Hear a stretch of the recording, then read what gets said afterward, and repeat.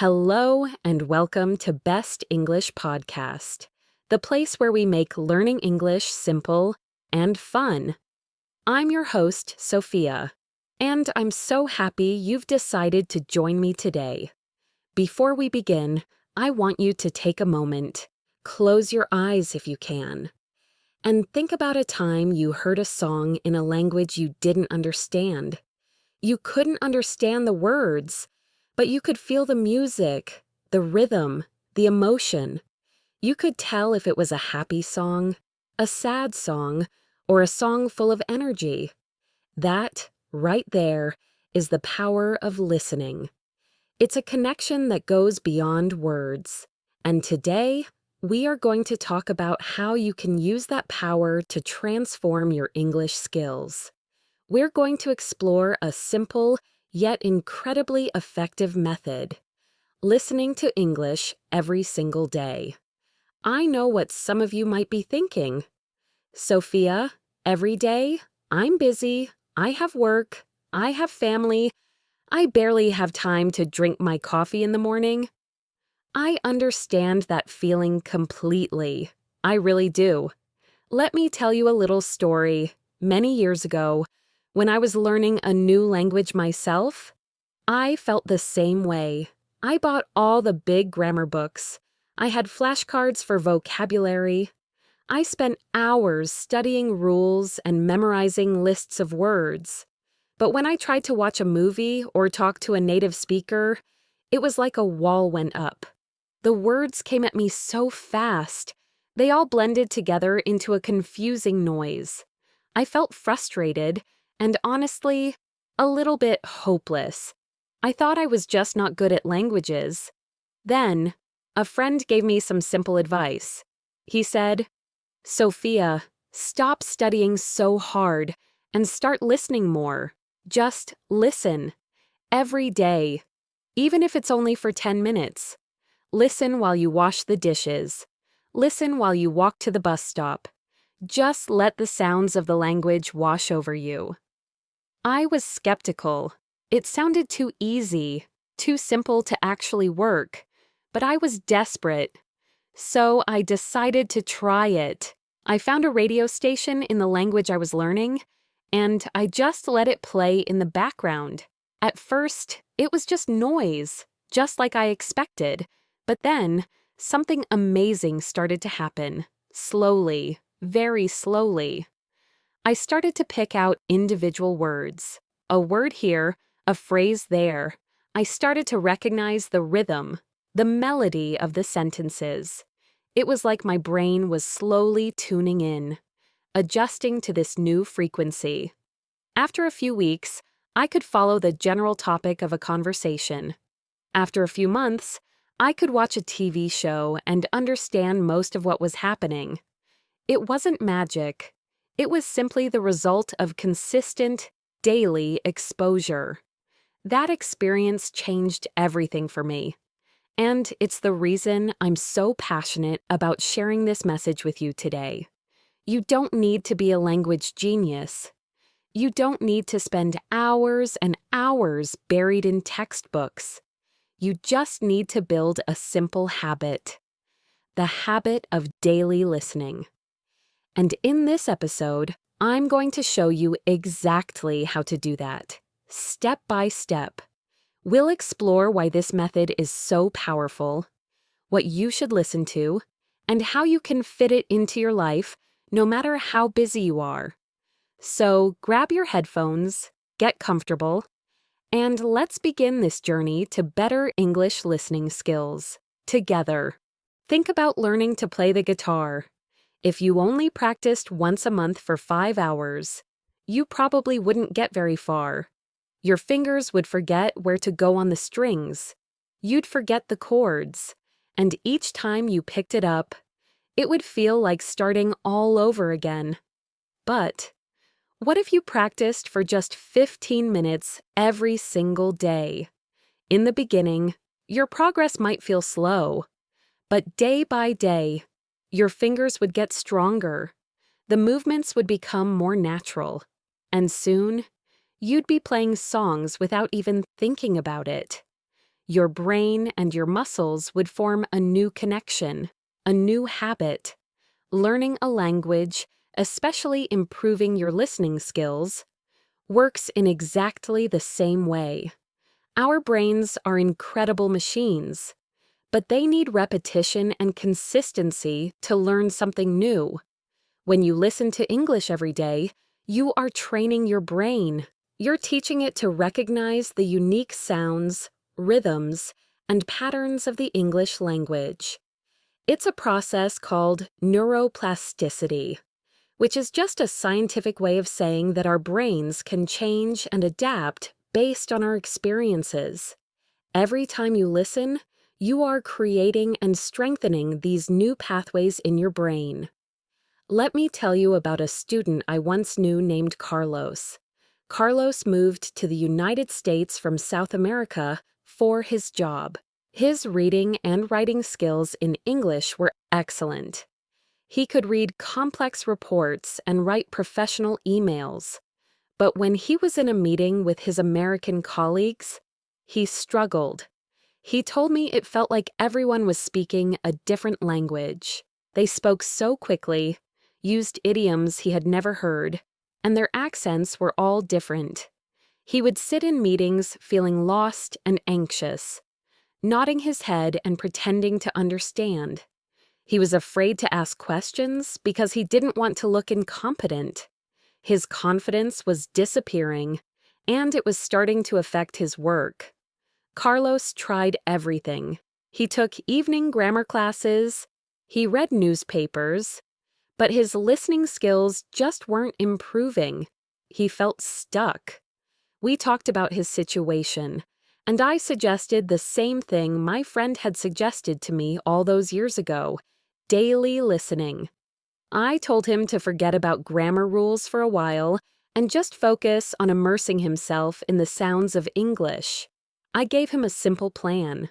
For the first month, his only homework was to listen to a 30-minute podcast for English learners every day during his commute to work.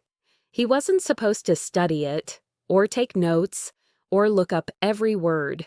His only job was to listen. He was very doubtful. "That's it?" he asked. "Just listen?" "How will that help me in my business meetings?" I told him to trust the process. So, he did. For the first week, he felt just as lost as before, but he kept doing it. In the second week, he noticed he could understand the podcast host's introduction every time.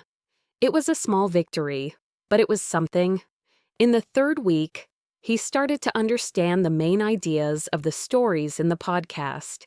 By the end of the month, he could follow about 60% of the content without feeling stressed. The real change, however, happened at work. One day, during a team meeting, his boss was explaining a new project. Carlos realized that he was understanding almost everything. The words weren't just a fast-moving river of noise anymore. He could hear the individual words. He could understand the key points. And he could even catch some of the jokes his colleagues were making. At one point, he even felt confident enough to ask a clarifying question. It was a breakthrough moment for him. What happened to Carlos wasn't magic. It was his brain adapting. By listening to clear, well-spoken English every day in the podcast, he was building a foundation. He was training his ear to the fundamental sounds and rhythms of the language. This daily training made it easier for his brain to process the faster, more complex speech he heard in his meetings. Consistent, daily practice created a bridge between the English in his textbooks and the English used in the real world. So, when you feel like you're not making progress, remember, Carlos, remember the guitar player. It's not about long, intense study sessions. It's about the small, consistent actions you take every single day. That is how you build a skill. That is how you build confidence. And that is how you will transform your English listening ability. Now that we understand why listening every day is so important, let's talk about how to listen. You see, not all listening is the same. There are two main types of listening, and understanding the difference between them is the key to making your practice as effective as possible. We call them passive listening and active listening. Let's think of it like exercise. Passive listening is like going for a gentle walk. You're moving, you're getting some fresh air, and it's certainly better than sitting on the couch. But you're not intensely focused on your heart rate or your muscles. You might be chatting with a friend, looking at the scenery, or thinking about your day. In the same way, passive listening is when you have English audio on in the background while you are doing something else. Maybe you're playing an English news channel while you cook dinner, or listening to an English pop song while you drive, or have a podcast on while you're cleaning the house. You're not trying to understand every single word. You are simply letting the language flow around you, absorbing its rhythm, its intonation, and its sounds. This might sound like you're not really learning, but passive listening is incredibly valuable, especially for beginners. It helps your brain get comfortable with the sounds of English. It's like dipping your toes in the water before you jump in the pool. It reduces the feeling of being overwhelmed. It helps you tune your ear to the melody of the language, the way the pitch goes up and down. This is something you can't learn from a textbook. It's a very low-pressure way to increase your exposure to English. Think about a baby learning its first language. A baby doesn't study grammar. A baby just listens, for months and months, to the sounds and conversations happening around it. That is the power of passive listening. Now, let's talk about active listening. If passive listening is a gentle walk, active listening is like going to the gym for a focused workout. This is when you give the audio your full attention. You are not multitasking. You are sitting down with the intention to understand. Your goal is to engage with the material deeply. You might listen to a short audio clip 2 or 3 times. The first time, you just try to get the main idea.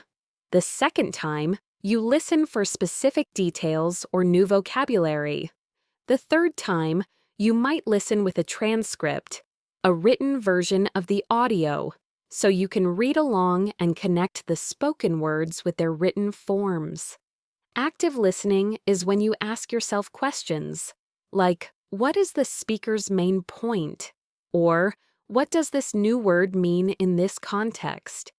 It's when you pause the audio to look up a word, or rewind to hear a tricky phrase again. This is more demanding work. It requires more energy and concentration. But this is where you will see the biggest improvements in your comprehension, your vocabulary, and your grammar. Let me share a story about a woman named Maria. Maria was a nurse who wanted to work in the United States. She needed to pass a difficult English exam. And a big part of that exam was a listening comprehension section.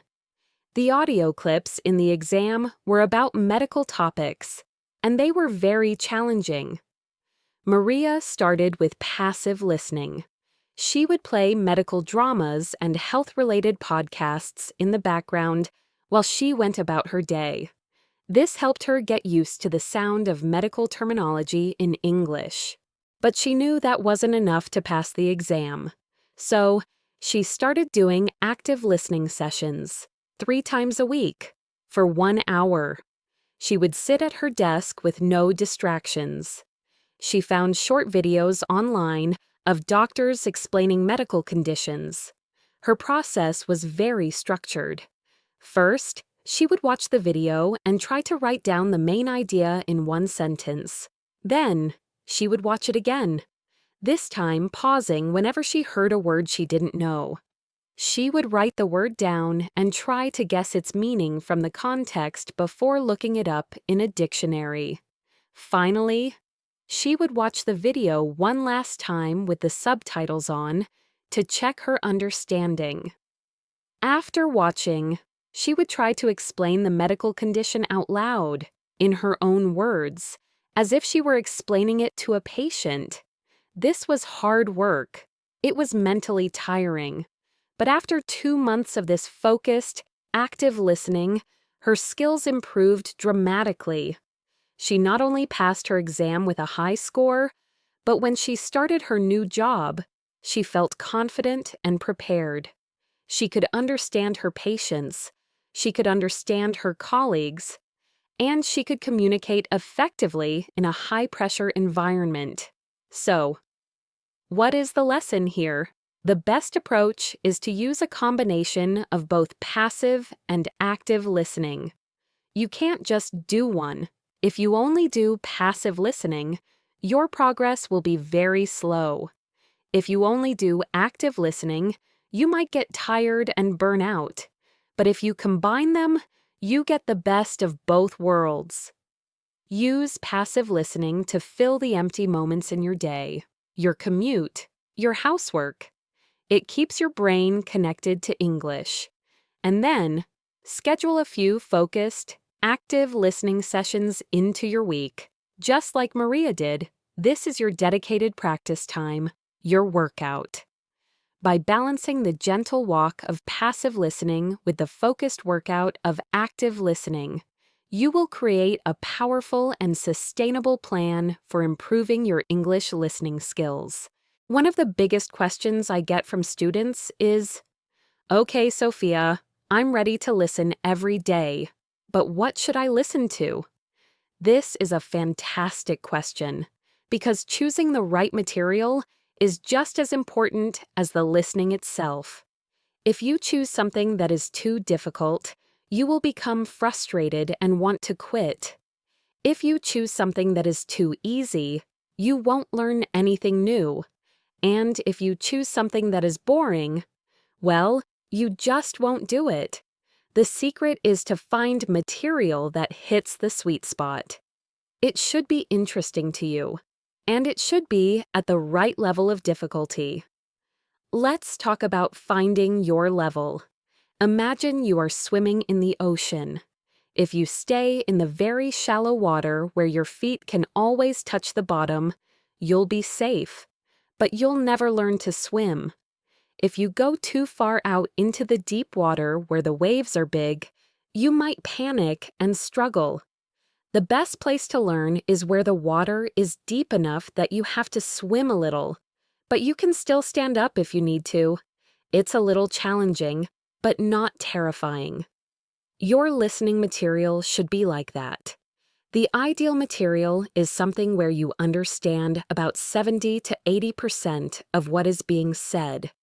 This means you can follow the main story or the main ideas without too much difficulty.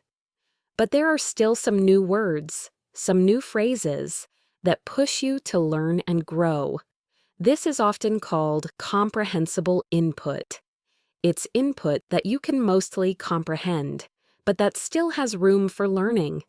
If you understand 100%, find something a little more challenging. If you only understand 20%, find something a little easier. Don't be afraid to experiment and change materials until you find what feels right for you. Now for the most important part, finding something you find interesting. This is the magic ingredient. When you are genuinely interested in the topic, learning doesn't feel like work, it feels like fun. Think about your hobbies and passions. What do you love to do? What do you love to learn about? Whatever it is, I promise you, there is content about it in English. Let me tell you about a man named Kenji from Japan. Kenji was a very talented cook. He loved making traditional Japanese food, but he wanted to learn how to bake European-style bread and pastries. He bought some English cookbooks, but he found them difficult to follow.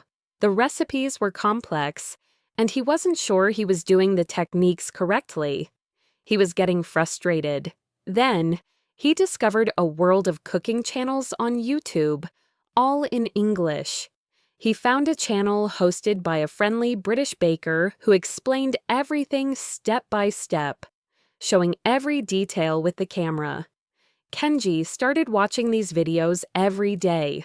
At first, he needed to use the subtitles, but because he was so passionate about baking, he was highly motivated. He wasn't just learning English, he was learning a skill he loved. He started learning words like knead, proof, and glaze. He learned to understand the baker's instructions. He would watch a video and then go into his kitchen and try the recipe himself, listening to the instructions again as he worked. Within a year, Kenji was not only baking incredible sourdough bread and croissants, but his English listening skills had improved more than he ever thought possible. He learned English not because he was forcing himself to study, but as a natural side effect of pursuing his passion. So, what's your passion? Are you like Kenji? Do you love to cook? Search for cooking shows or podcasts. Do you love sports? Find a podcast that analyzes your favorite team. Are you interested in history, science, technology, fashion, gardening? There are thousands and thousands of podcasts, audiobooks, and YouTube channels on every topic imaginable. Don't just choose a podcast because it says "Learn English." Choose a podcast about a topic you are genuinely curious about. This is how you will stay motivated for the long term. Here are a few places to look for great listening material. Podcasts, like this one, are fantastic. There are podcasts for learners at every level, and podcasts for native speakers on every topic under the sun. Audiobooks are another wonderful resource. Listening to a story read by a professional narrator is a beautiful way to learn. You can often find the ebook version as well, so you can read along. YouTube is a visual goldmine. You can find everything from news reports and documentaries to comedy sketches and travel vlogs. The visuals can help you understand the context, which is a great support for listening. And of course, there are TV shows and movies. Start with shows you have already seen in your native language, so you already know the plot. This allows you to focus on the language itself.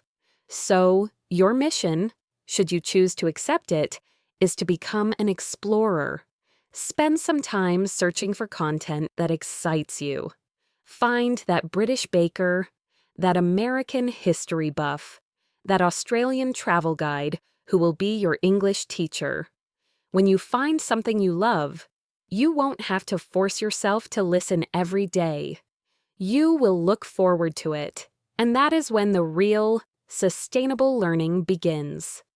All right, we know why we need to listen daily. We know the difference between active and passive listening, and we have some ideas about what to listen to. Now, let's get practical. Let's talk about some specific techniques you can use during your active listening sessions to get the most out of your practice. These are the tools that will help you move from just hearing English to truly understanding it. Think of these techniques as different exercises in your listening workout. You wouldn't go to the gym and only do one exercise, right? You work different muscles to get stronger overall. In the same way, using a variety of these listening techniques will strengthen all the different microskills involved in comprehension. The first, and perhaps one of the most powerful techniques, is called shadowing. It sounds a bit mysterious, but the idea is very simple. Shadowing is listening to a short piece of audio and repeating what you hear out loud at the same time as the speaker. You are trying to be the speaker's shadow. You imitate their pronunciation, their rhythm, their intonation as closely as you can. Why is this so effective? Because it connects listening and speaking directly.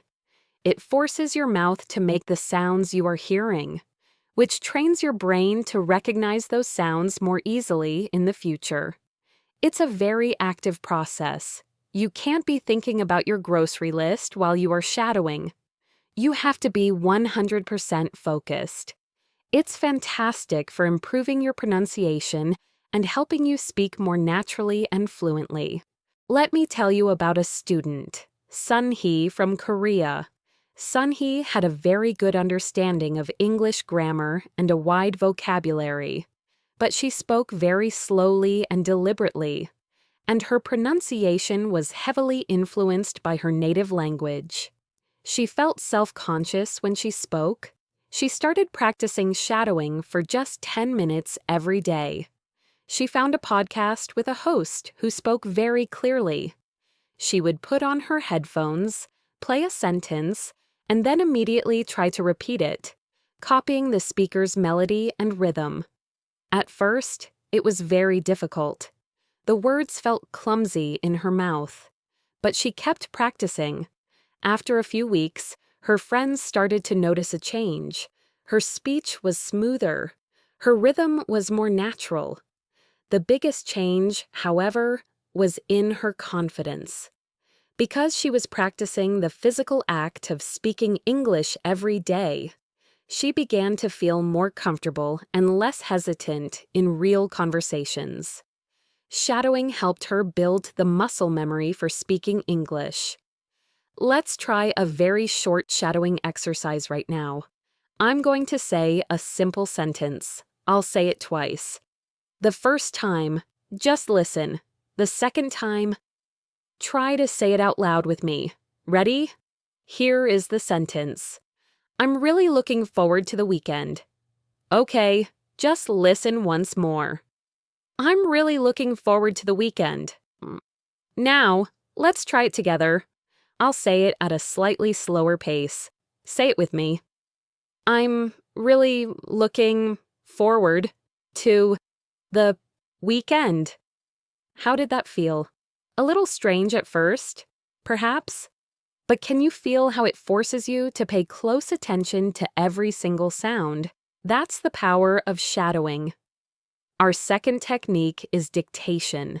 This is a bit more traditional, like something you might have done in school, but it is incredibly effective for improving your accuracy. For dictation, you listen to a sentence, you pause the audio, and you write down exactly what you heard. Then, you listen again to check your work. Why does this work so well? Because it forces you to pay attention to the details. It helps you distinguish between similar sounding words, like ship and sheep, or live and leave. It's also a great way to test your grammar and spelling. When you write down a sentence, you can't just get the general idea. You have to get every article, every preposition, every verb ending correct. I remember a young man named Paolo who was preparing for a university entrance exam. He kept losing points on the listening section because of small mistakes. He would hear, "He has been working," but write, "He has been work." He knew the grammar rule, but he wasn't hearing the small sounds correctly under pressure. He started doing daily dictation exercises. He would use news websites that provided short video clips with transcripts. He would listen to one sentence, write it down, and then compare his version to the official transcript. He circled every single mistake, no matter how small. This process was like putting his listening skills under a microscope. It trained his ear to catch those small but important grammatical details. This attention to detail helped him significantly boost his exam score. Our third technique is all about comprehension, and it's called summarizing. This one is simple but very powerful. After you listen to a piece of audio, a podcast story, a news report, a short video, your task is to summarize the main points in your own words. You can do this by speaking out loud, as if you are telling a friend about what you just heard, or you can write a short paragraph. Summarizing does two very important things. First, it proves that you actually understood the content, not just the individual words. To summarize, you have to identify the main ideas and separate them from the smaller details. Second, it forces you to actively process the information and rephrase it using your own vocabulary. This is a much deeper level of engagement than just passive listening. It helps to move new vocabulary from your passive understanding to your active use. So, how can you use these techniques? You don't have to do all of them every day. You could decide that on Mondays and Wednesdays, you will do 10 minutes of shadowing. On Tuesdays and Thursdays, you will do a 15-minute dictation exercise with a news clip. And on Fridays, you will listen to a short story and then record yourself summarizing it on your phone. By mixing these different exercises, you keep your practice interesting and you develop a well-rounded set of listening skills. These techniques are your tools. Use them consistently, and you will build a very strong foundation for English listening success. Every journey has its challenges, and the journey to improving your English listening is no exception. It's completely normal to face obstacles along the way. In fact, expecting them and knowing how to deal with them is a sign of a smart learner. Today, I want to talk about some of the most common challenges that English learners face with listening, and give you some practical strategies to overcome them. Think of me as your guide, helping you navigate through the tricky parts of the path. The first major challenge, and probably the one I hear about most often, is fast speech. You're listening to a native speaker, and it feels like the words are coming out of their mouth like a machine gun. They connect words together, they drop sounds, and it all just becomes a blur. You might think, I'll never be able to understand this. First of all, please know that this is a universal experience. Even native speakers can have trouble understanding someone who speaks very quickly or unclearly. So, what can we do? One of the best tools we have in the digital age is the playback speed controller. Almost all platforms, like YouTube, podcast players, and online course websites, have a feature that allows you to slow down the audio. You can set it to 0.75x speed, or even 0.5x. This is not cheating, it's smart training. Slowing down the audio gives your brain more time to process the words, to separate them, and to hear the individual sounds. It's like watching a fast-moving scene in a movie in slow motion. You can suddenly see all the details you missed before. Here's a story about how this can work. I had a student named Fatima who loved watching interviews with her favorite American actor. But the actor spoke so quickly and used so much slang that Fatima could only catch a few words here and there. She felt discouraged. I showed her how to use the playback speed feature on YouTube. She started watching his interviews at 0.75x speed. Suddenly, she could hear the way he connected his words, like changing going to into gonna. She could hear the rhythm of his sentences. After a few weeks of listening at a slower speed, she tried watching at normal speed again, and she was amazed. She could now follow the conversation much more easily. Her brain had adapted. So, use the technology you have, start slow, and as you get more comfortable, you can gradually increase the speed back to normal. The second big challenge is the huge variety of English accents. You might get really good at understanding your American English teacher, but then you hear someone from Scotland, or Australia, or India, and it feels like you're listening to a completely different language. This can be very frustrating. But instead of seeing this as a problem, I want you to see it as an opportunity. The English language is a global language, and being able to understand different accents is a super skill. The key here is exposure. Don't just listen to one type of accent. Make a conscious effort to find listening materials from different parts of the world. If you usually listen to American podcasts, try finding a podcast from the BBC in the UK. Watch a movie from Australia. Find a YouTuber from Ireland. In the beginning, it will be difficult. Your ear is tuned to a certain set of sounds, but the more you expose yourself to different accents, the more flexible your brain will become. You will start to recognize the patterns in each accent, the different vowel sounds, the different rhythms. Think about a time you visited a new city.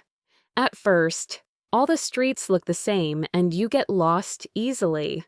But after a few days of exploring, you start to build a mental map. You recognize landmarks. You learn the main roads. It's the same with accents. Each new accent you listen to is like exploring a new neighborhood of the English language. It makes your mental map of the language bigger and more detailed. So, be an accent explorer. Be curious. Don't be afraid of not understanding at first. Every minute you spend listening to a new accent is making you a more skilled and confident global communicator. The third challenge is unfamiliar vocabulary and idioms.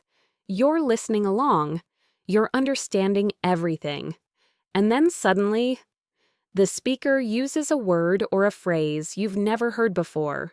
Your brain stops. You get stuck on that one unknown word, and while you're trying to figure it out, you miss the next two sentences. This is a very common problem. The most important skill to develop here is learning to guess the meaning from context. Don't panic when you hear a new word. Keep listening. Often, the rest of the sentence or the following sentences will give you clues about the word's meaning. For example, if you hear, "The journey was very arduous. We had to climb steep mountains and walk for 10 hours every day."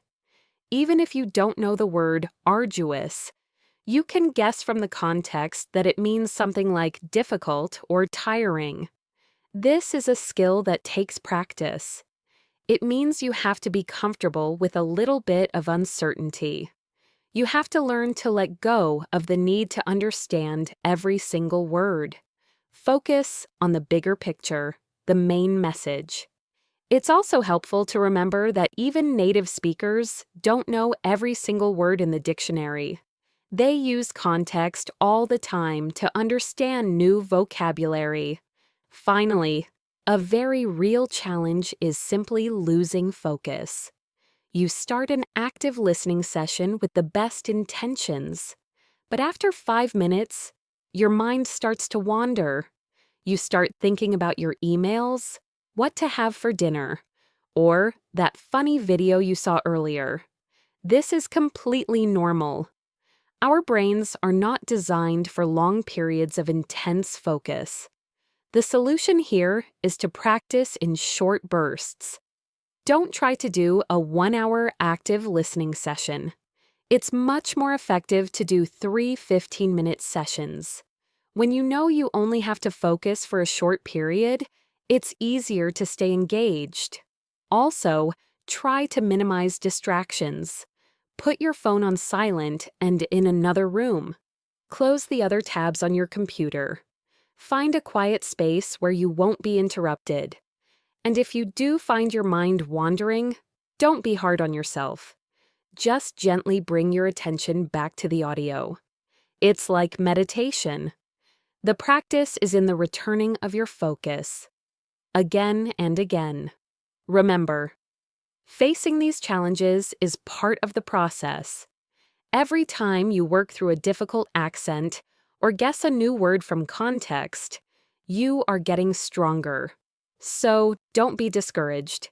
Embrace the challenges. Use these strategies and keep moving forward on your English listening journey. Life is busy. I think we can all agree on that. Between work, family, errands, and trying to have some kind of social life, it can feel like there are simply not enough hours in the day. So when a teacher like me comes along and says, you need to practice your English listening every single day, a common reaction is, when? When am I supposed to do that? It's a very valid question. Many people give up on their language learning goals not because they lack motivation, but because they can't figure out how to fit practice into their already packed schedules. The secret is not about finding more time. It's about using the time you already have more intelligently. It's about finding those small, hidden pockets of time in your daily routine and transforming them into learning opportunities. This is where passive listening, the gentle walk we talked about earlier, becomes your superpower. You don't need to carve out a new hour in your day. You just need to change what you are listening to during activities you are already doing. Let's think about a typical day. For many people, the day starts with a commute. You might be driving in your car, sitting on a train, or riding a bus. This is a perfect opportunity for listening practice. Instead of listening to the same old music playlist, why not listen to an English podcast? You could learn something new about science, hear an interesting story, or catch up on the day's news, all while you are traveling to work. You're not adding any new time to your schedule. You are simply transforming dead time into learning time. Let me tell you a story about a woman named Clara. Clara was a single mother with 2 young children and a full-time job. Her dream was to get a promotion at work, but she knew she needed to improve her professional English. She felt completely stuck. She told me, Sophia, I get up at 6 a.m. to get the kids ready. I work all day, I come home, make dinner, help with homework, and by the time the kids are in bed, I'm too exhausted to even think about studying. We sat down and looked at her daily schedule. We found 2 opportunities. The first was her 30-minute drive to and from work. That was 1 hour every day. The second was the time she spent doing chores in the evening, like washing the dishes and folding laundry, which was usually another 30 to 40 minutes. I suggested that she dedicate this time to English listening.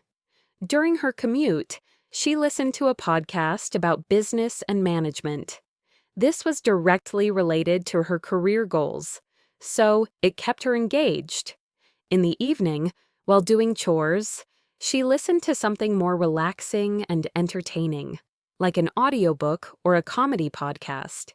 It didn't feel like studying. It was her time to unwind.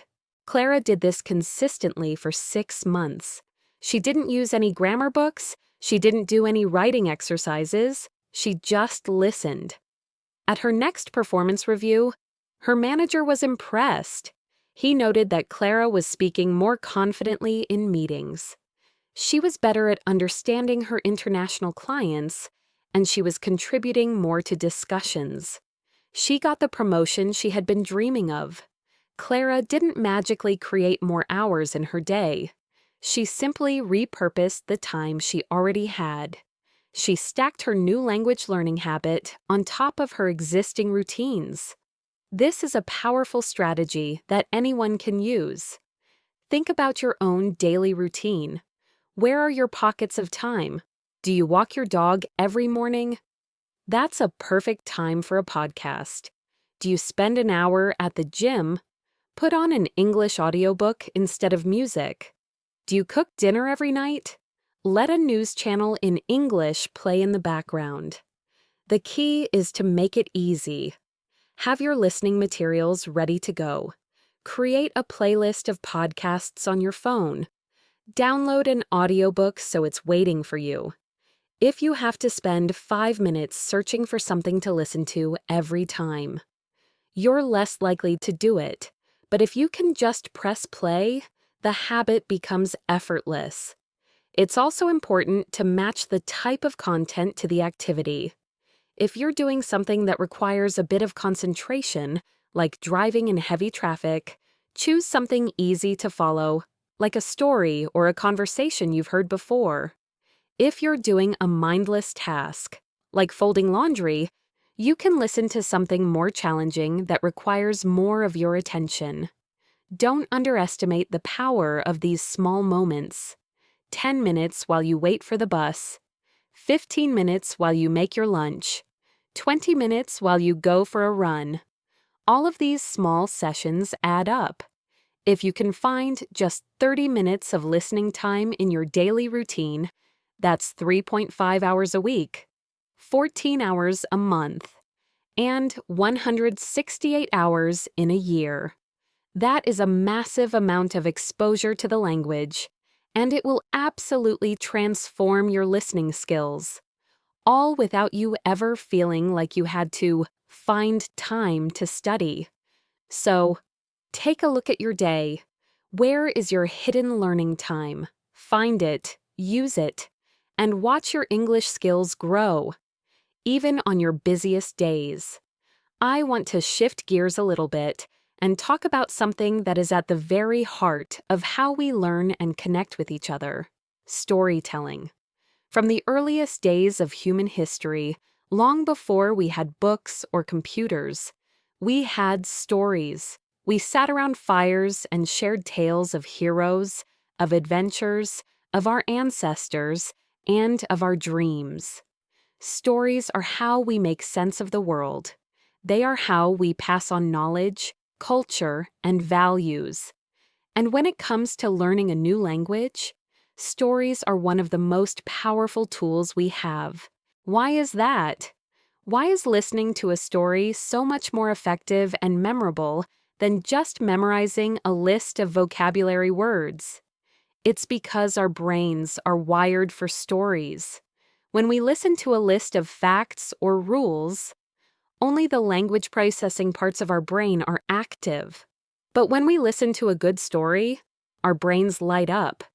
If we hear a character running through a forest, the part of our brain that controls our legs becomes active.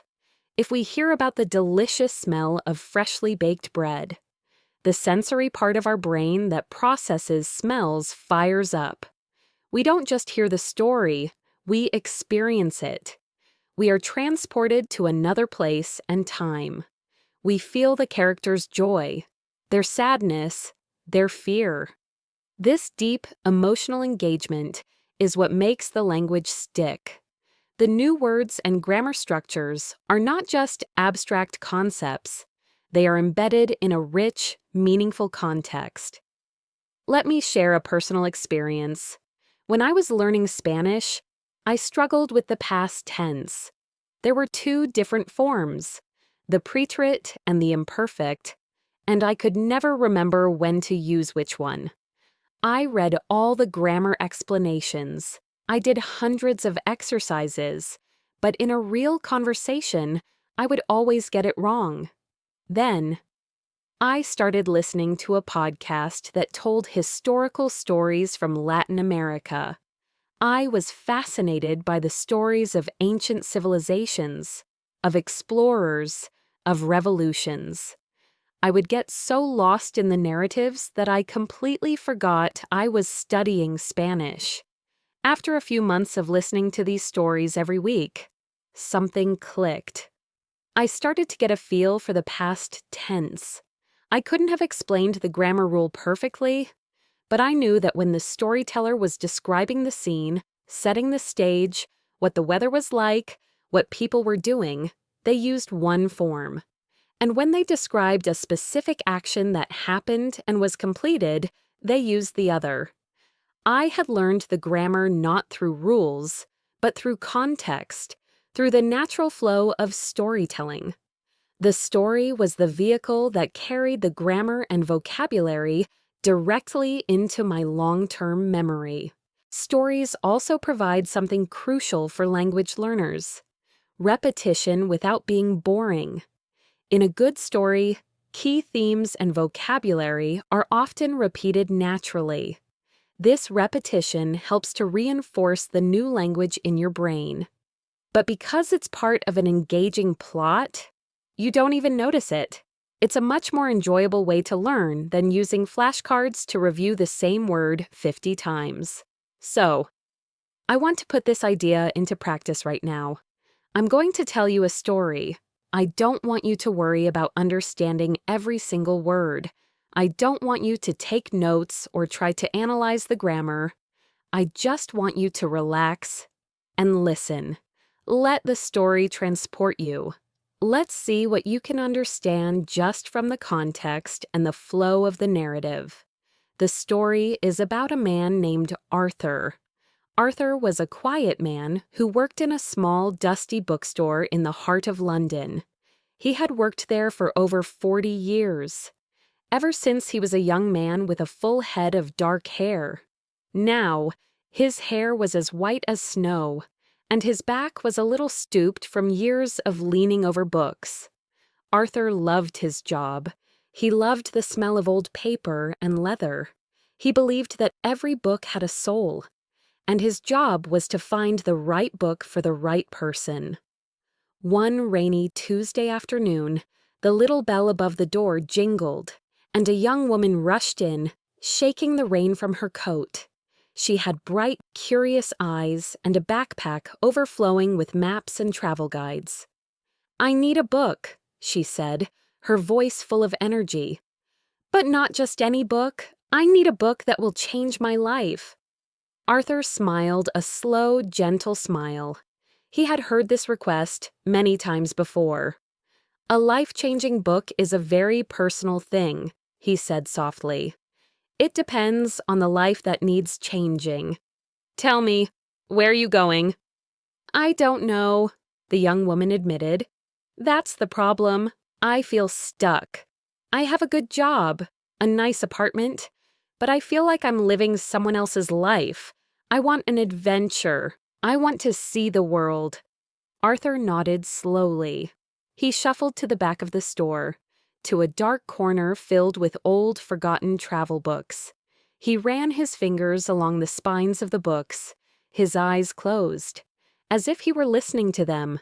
Finally, he pulled out a small, slim volume bound in faded blue leather.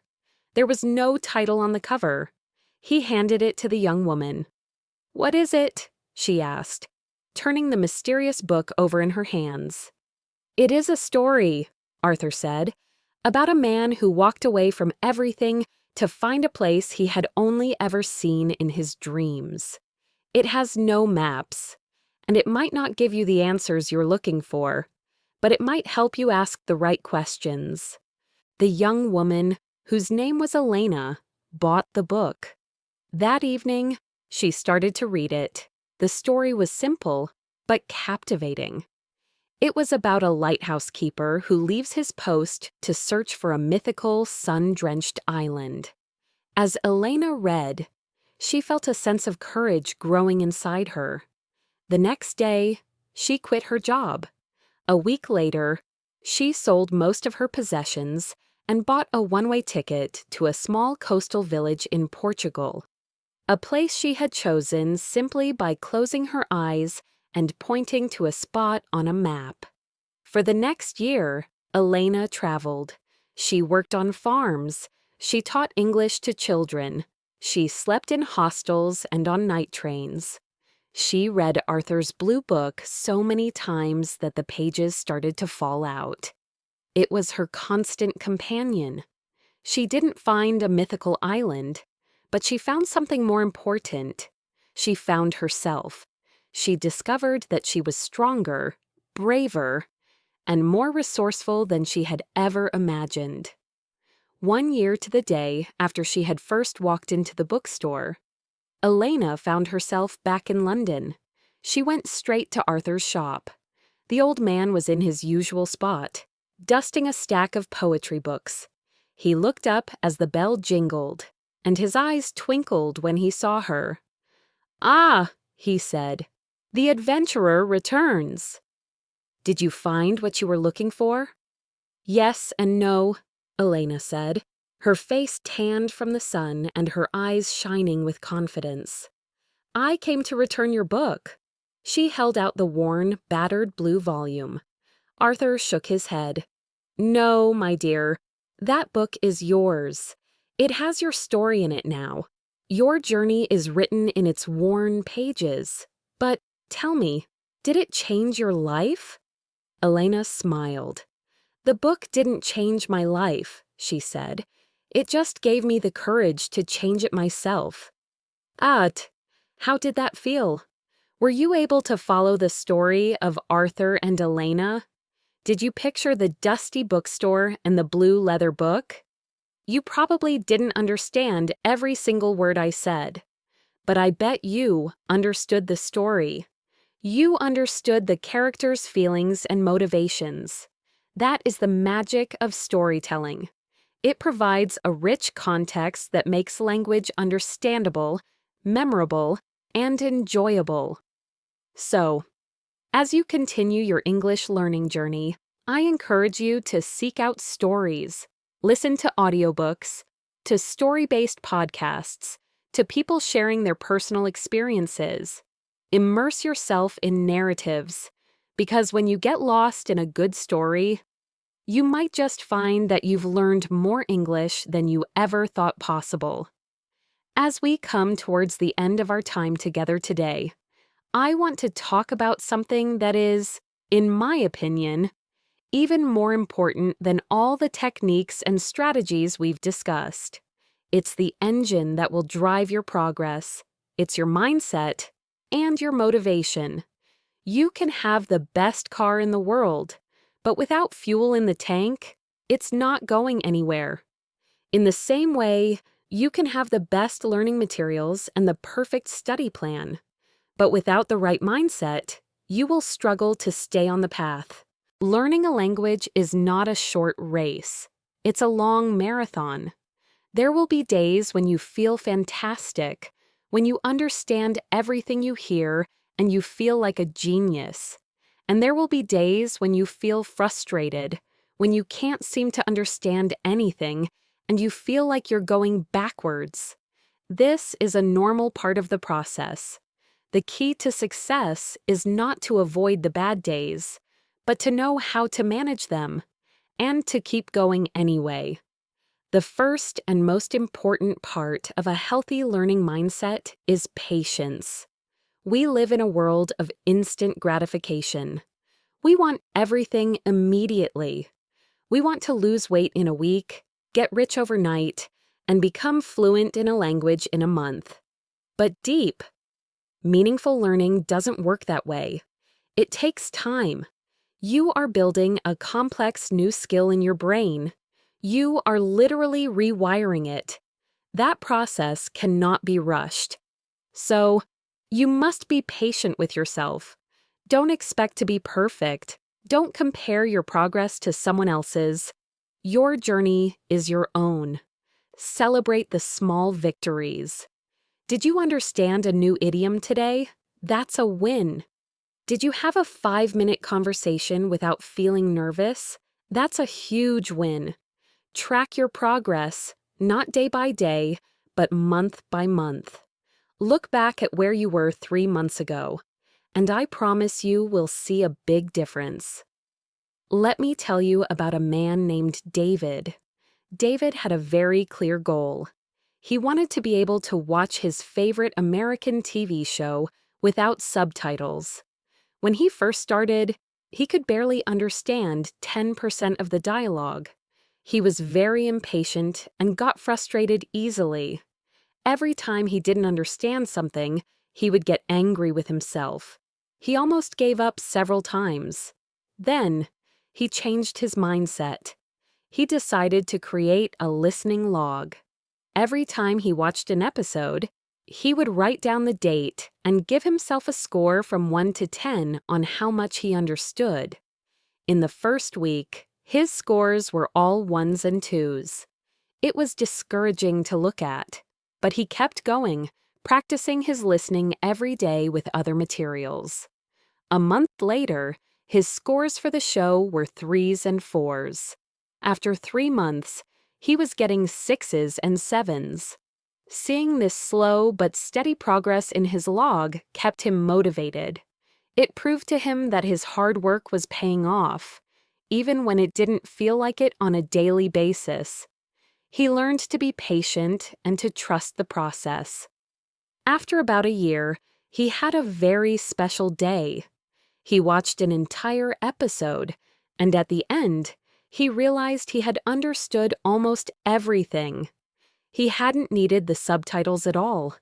It was a moment of pure joy, a joy that was made possible by his patience. The second part of a strong mindset is embracing imperfection. Many language learners are afraid of making mistakes. They are afraid of not understanding. And they are afraid of speaking because they might say something wrong. This fear can paralyze you. It can stop you from taking the risks that are necessary for learning. You have to change your relationship with mistakes. A mistake is not a sign of failure.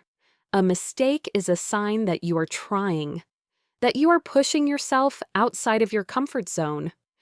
Every mistake is a learning opportunity. Think about a scientist working in a lab. They run hundreds of experiments. Do all of them work? Of course not. Most of them fail. But the scientist doesn't see it as failure. Every failed experiment teaches them something.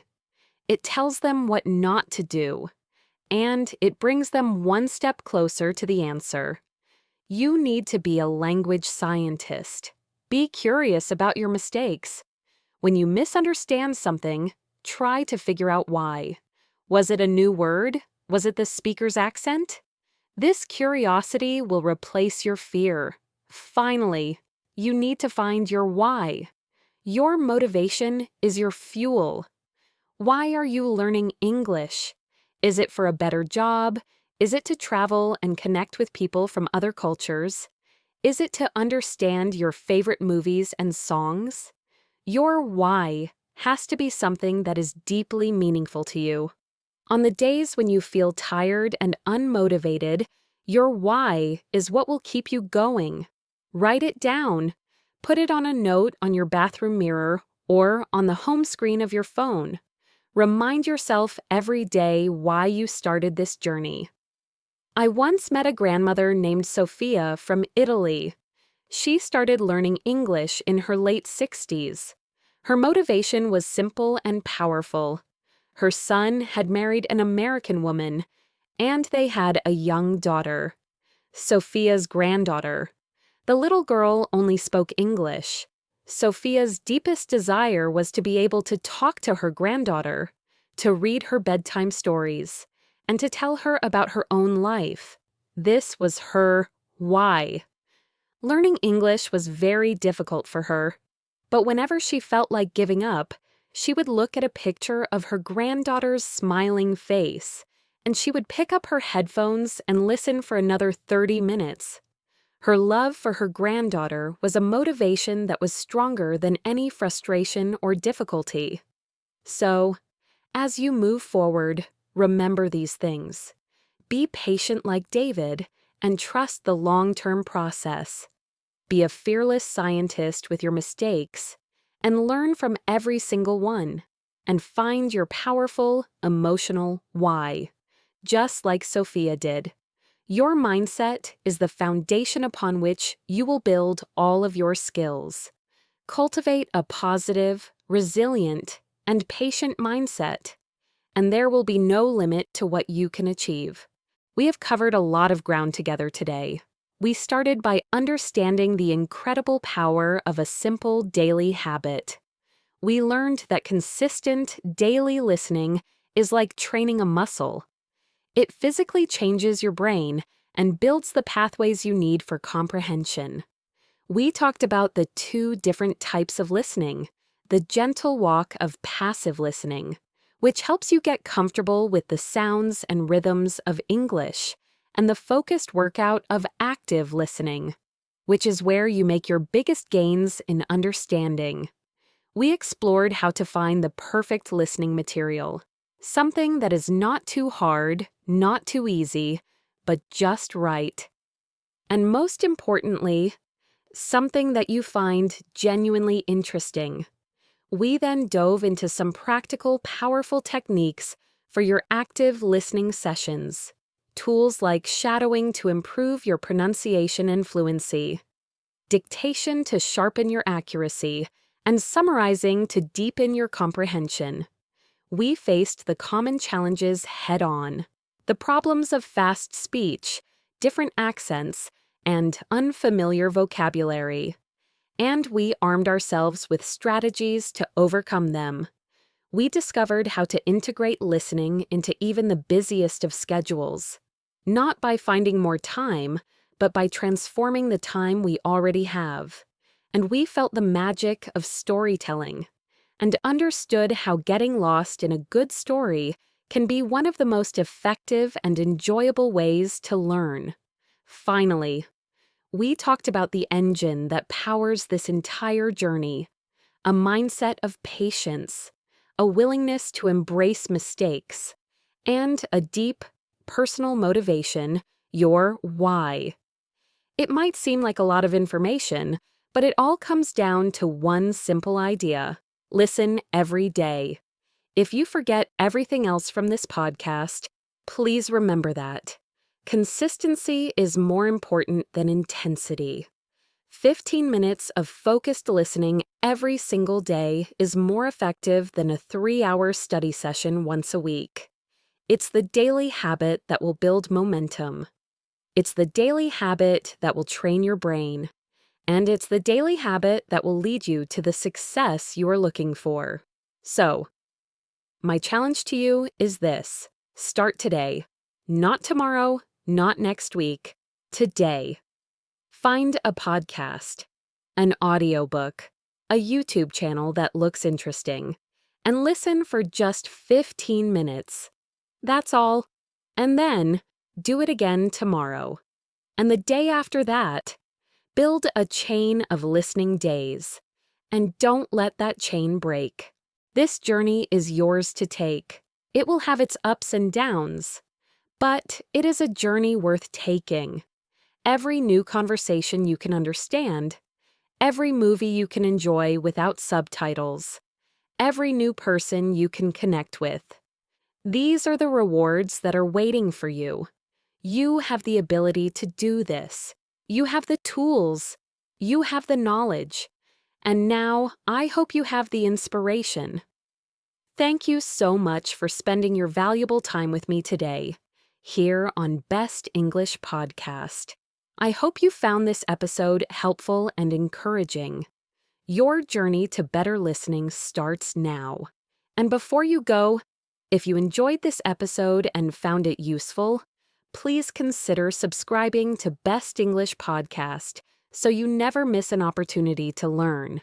And for an extra boost, go ahead and hit that notification bell. That way, you'll be the first to know when a new lesson is ready for you, because every new episode is a new step forward on your path to English fluency. And if you know someone else, a friend, a family member, a colleague, who is also working hard to improve their English, please share this episode with them. Let's support each other on this amazing journey. Until next time, I'm Sophia. Keep listening, keep learning, and keep believing in yourself. Goodbye for now.